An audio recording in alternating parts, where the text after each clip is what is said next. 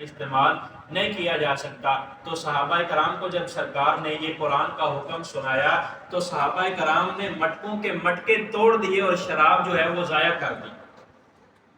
مٹکوں کے مٹکے جو ہیں وہ توڑ دیے۔ تو کیا یہ وہی قرآن نہیں ہے جو اس دور میں سرکار نے صحابہ کو سنایا تھا؟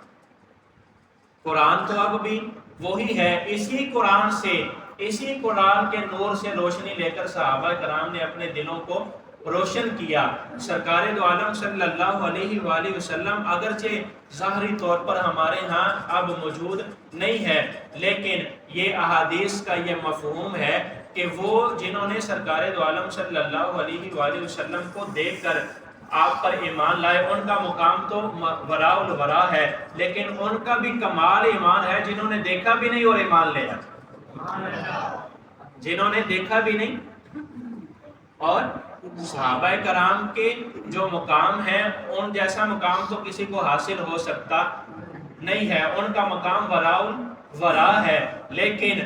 فیصلہ یہ ہے محدثین کا اور مفسرین کا کہ اس دور میں جو مسلمان ہیں ان کا ایمان بھی بڑا کمال ہے کہ انہوں نے سرکار دو عالم صلی اللہ علیہ وسلم کو نہ دیکھا، نہ سرکار کے فرمان کو اپنے کانوں سے سنا، نہ سرکار کی زبان اقدس سے ظاہری طور پر اللہ کے کلام کو سنا، بلکہ نسل در نسل وہ معلوم ہوتا رہا کہ یہ کلام اللہ کا ہے، اللہ نے اپنے نبی پر نازل فرمایا ہے، اللہ کے نبی نے پڑھ کر اپنی امت کو یہ پیغام سنا دیا ہے۔ اس پر ایمان لے آنے والوں کا ایمان بھی بڑا کمال ایمان، اور وہ کمال ایمان والے ہم لوگ ہیں کہ ہم نے نہ نبی علیہ السلام کو دیکھا، نہ ان کی زبان سے اللہ کا کلام سنا، نہ ان کا فرمان ان کی حیات مبارکہ میں ان کی زبان سے سنا۔ جب قرآن میں کوئی حکم آ جاتا ہے کسی بھی کام کے لیے، کسی بھی معاملے کے لیے قرآن کا کوئی حکم ہمارے سامنے آ جاتا ہے تو وہ قرآن کا حکم ہمارے لیے حرف آخر ہوتا ہے، اور ہونا بھی یہی چاہیے۔ مسلمان کی شان بھی یہی ہے